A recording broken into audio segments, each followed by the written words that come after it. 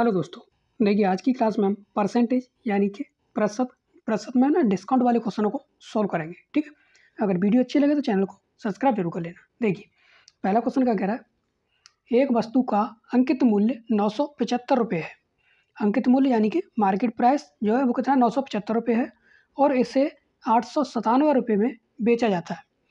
क्या किया जाता है, सेल किया जाता है, यानी सेलिंग प्राइस हमारा 897 रुपये क्योंकि बेच रहे हैं हम। तो हमको क्या बताना है, छूट का प्रतिशत ज्ञात कीजिए, यानी छूट प्रतिशत हमको बताना है। ठीक है, तो देखिए हमारा जो मार्केट प्राइस है, मार्केट प्राइस यानी कि अंकित मूल्य वो कितना दे रखा है, 975 रुपये। ठीक है, और किसको कितने रुपये में बेचा जाता है, 897 रुपये में बेच रहे हैं, यानी कि सेलिंग प्राइस हमारा वो कितना है, 897 रुपये। ठीक है, 897 रुपये। तो देखो रुपये में हमारा डिस्काउंट, पहले तो हम जो है छूट जो है या डिस्काउंट हमारा रुपये में कितना होगा, तो 975 में से 897 को माइनस कर देंगे तो कितना बचेगा, 78 रुपये।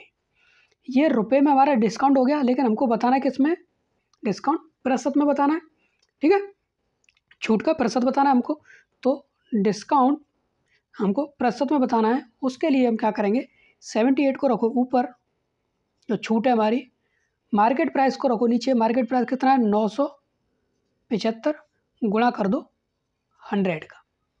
ठीक है, तो 25 से इसको काटेंगे 4 बार, 25 से 975 हमारा कट जाएगा 39, यानी कि 39 बार। 39 से हम इसको काट देंगे कितनी बार, 2 बार, इधर 4 इधर 2, 4 दूनी 8। तो हमारा जो डिस्काउंट का प्रतिशत निकला वो कितना निकला, 8%।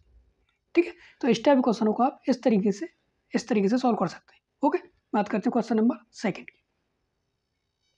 देखिए क्वेश्चन नंबर सेकंड क्या कह रहा है, एक वस्तु पर 40% की छूट, फिर 30% की छूट और 45% की छूट, फिर 20% की छूट के क्रमिक छूटों का अंतर, छूट यानी कि डिस्काउंट का अंतर जो है 12 रुपये है। तो वस्तु का अंकित मूल्य ज्ञात कीजिए। क्या करना है, वस्तु का हमको अंकित मूल्य ज्ञात करना है। तो देखो इस टाइप के क्वेश्चन आते हैं, तो इनको आप क्या करेंगे, इनमें देखो जो पहली दोनों छूट दे रखी है ना, पहला डिस्काउंट दे रखा है 40 और 30%, इनको देखो हम इन दोनों डिस्काउंट का एक डिस्काउंट बनाने के लिए हम क्या करेंगे, तो देखो ए प्लस बी यहाँ लगाएंगे माइनस ए इंटू बी बटे 100। ठीक है, तो पहला जो हमारा प्रतिशत कितना है 40 प्लस दूसरा कितना है 30 माइनस 40 गुणा 30 बटे 100।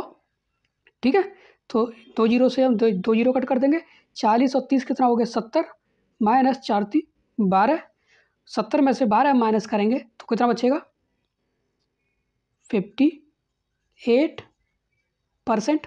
ठीक है, ये तो हमारा दोनों जो पहली दोनों छूट दे रखी थी, डिस्काउंट दे रखा था, उनका दोनों का कम्बाइंड डिस्काउंट कितना हो गया 58। अब दूसरी हमारी जो दोनों संख्या दे रखी है वो क्या दे रखी है, उनके लिए भी यही सेम सूत्र होगा, ए प्लस बी माइनस ए इंटू बी बटे 100। ठीक है, तो दूसरा हमारा जो दूसरे डिस्काउंट में पहली संख्या कितनी है 45 प्लस दूसरी कितनी है फिर 20 माइनस 45 इंटू 20 बटे 100। ठीक है, तो 20 से 100 को कट किया हमने 5 बार, 5 से हमने 45 को 9 बार, इन दोनों को हम ऐड करेंगे कितना हो गया 65 माइनस इधर 9 बचाना केवल, माइनस 9 कर देंगे, तो इसमें से हमारी संख्या कितनी निकल के आ गई 56।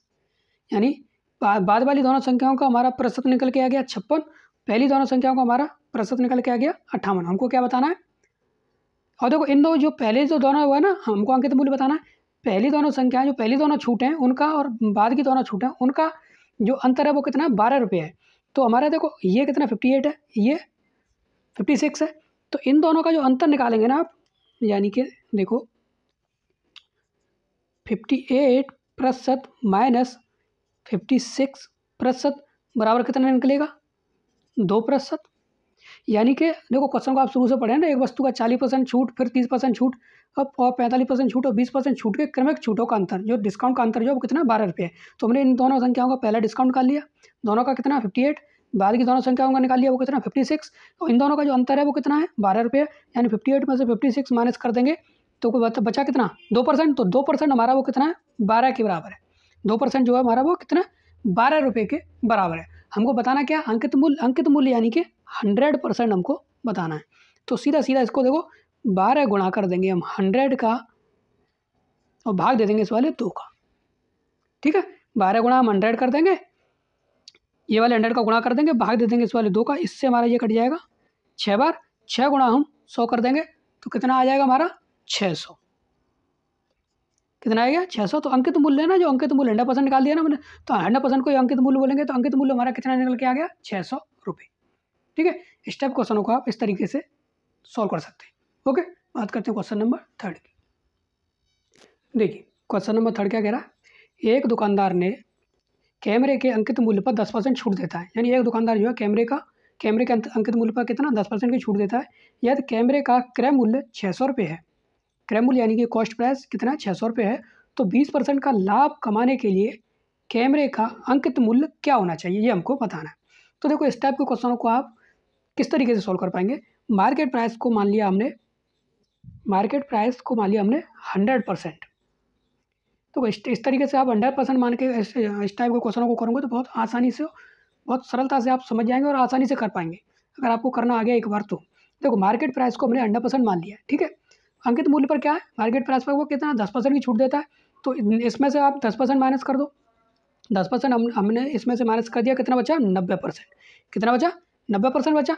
अब देखो क्या कह रहा है, वो 10% की छूट देता है। यार कैमरे का जो क्रय मूल्य है वो कितना है 600 रुपये है, तो 600 रुपये है ना। देखो 10 इसमें से माइनस कर देंगे तो बचा कितना 90%।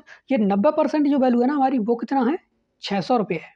जो हमारा कॉस्ट प्राइस था ना वो क्या है 600 रुपये, यानी कि क्रय मूल्य। तो 90% में कितना 90% और रुपये में कितना 600। हमको बताना क्या 20% का लाभ कमाने के लिए अंकित मूल्य क्या होना चाहिए। तो अंकित मूल्य हमने मार्केट प्राइस कितना माना 100, हमको 20% का लाभ कमा के बताना है, यानी 20% के लिए अंकित मूल्य कितना रखना है। तो 100 में हम 20 ऐड कर देंगे, कितना हो जाएगा 120%। भाई 100% में हम 20% ऐड करेंगे तभी तो पता चलेगा 120%। ठीक है, तो हमको क्या है यानी 20% का लाभ कमाने के लिए कैमरे का अंकित मूल्य क्या होना चाहिए। तो अंकित मूल्य कितना होना चाहिए 120%। देखो प्रतिशत में कितना होना चाहिए 120%, रुपये में कितना होना चाहिए। अब हम क्या करेंगे 90% बराबर हमारा 600 रुपये, तो ये 600 रखो, गुणा करो 120 का और भाग दे दो इस वाले 90 का। ठीक है, तो 30 से इसको काटेंगे हम 3 बार, 30 से ये कट जाएगा 4 बार, 3 से ये संख्या कटेगी हमारी कितनी 200 बार। 200 गुणा हम 4 कर देंगे तो हमारा 120% निकल के आ जाएगा कितना 800 रुपये।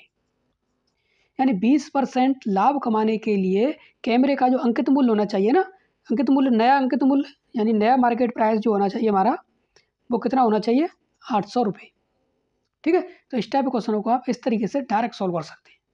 ओके, आज की क्लास में बस इतना ही। अगर वीडियो अच्छी लगे तो चैनल को सब्सक्राइब कर लेना। मिलते हैं ऐसे ट्रिकी क्वेश्चनों के साथ नेक्स्ट वीडियो। ओके।